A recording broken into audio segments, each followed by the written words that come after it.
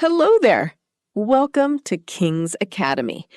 Have you ever had a similar experience before? Please watch till the end. Welcome to the debate. You are strapped into a metal tube, hurtling down a runway at 150 miles per hour, about to lift off. Yeah, the best part of the flight. Right. But suddenly, the cabin lights plunge into darkness and the window blinds are thrust up. We accept this ritual every time we fly, but why?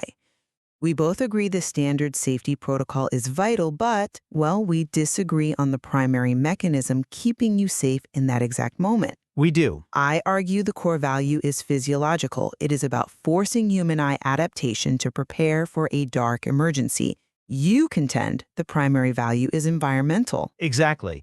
I argue the paramount safety mechanism is situational awareness, specifically eliminating glare inside the cabin so we can actually identify external threats outside the glass. Well, when you look at the biology of this, if an emergency occurs during a night takeoff or landing, and the aircraft loses power, the cabin goes pitch black. Right. Total darkness. If those overhead lights were blazing right up until the failure, your eyes are completely unequipped for the dark. The photoreceptor cells in our eyes rely on a light-sensitive protein called rhodopsin. Okay. And in bright light, that protein is essentially bleached. It takes valuable minutes to regenerate enough rhodopsin to see in the dark. And in an evacuation, you definitely don't have minutes. You don't. By dimming the lights early, we safely pre-adapt the passenger's eyes. When the power cuts out, you can instantly spot the emergency floor tracking and exit paths. I mean, it is a biological absolute. Sure, the biological response is real, but improving visibility of exterior hazards dictates survival. Think about the physics of a brightly lit cabin against the dark night sky. It turns the windows into mirrors. Yes, it turns those small plastic windows into mirrors. You just see your own reflection. Dimming the cabin completely eliminates that mirror effect. I see where you're going with this. It makes it dramatically easier for the crew and the passengers, actually, to spot an immediate external danger, like, say, an engine fire, that might otherwise go completely unnoticed. You simply cannot survive a hazard if you don't even know it's there. Okay, but think about that, like having a state-of-the-art security camera system showing a fire outside your house, but you're blindfolded. Blindfolded? Come on, that's a bit of a stretch. Now, it's really not.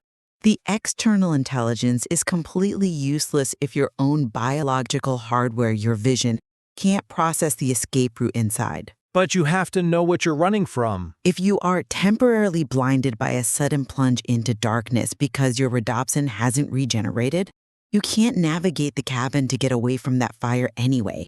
The biological bottleneck stops everything. But look at the strict order of operations in an evacuation. Situational awareness has to precede movement.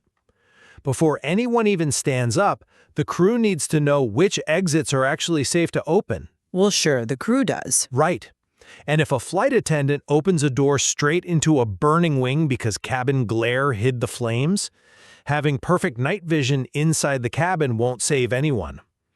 And here's the detail from aviation safety guidelines that completely tips the scales for me. Let's hear it. The rule to raise window blinds applies at high noon.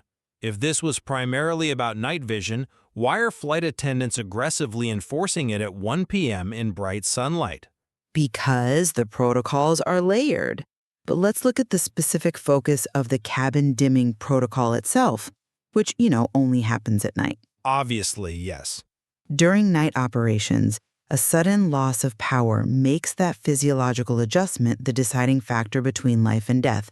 You can have the blinds up to see the fire at night, but if the power cuts out and your pupils are constricted from overhead reading lights, you are immobilized. I think immobilized is a bit dramatic, but I get your point. The dimming specifically bridges that nocturnal gap. Except the two rules, dimming the lights and raising the blinds, are practically linked by the crew's compliance checks. When they walk the aisle, they aren't checking if your pupils are properly dilated for the dark. Huh. No, they certainly aren't doing eye exams. Right. They're checking if the glass is clear. The priority is maintaining a strict line of sight to the exterior environment. Even with those compliance checks, I reaffirm the criticality of that internal biological readiness. Forced, night-adapted vision provides the fundamental physical baseline that allows any evacuation movement to proceed. And I maintain the primacy of environmental awareness.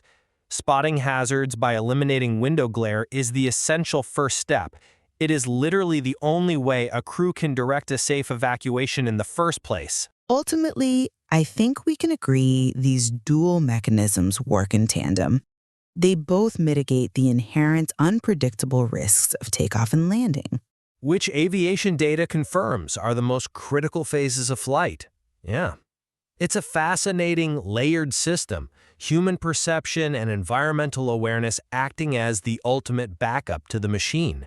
So the next time you're on a flight and that illusion of technological supremacy pauses as the cabin plunges into shadows, consider what is really keeping you safe. Are you preparing to navigate the darkness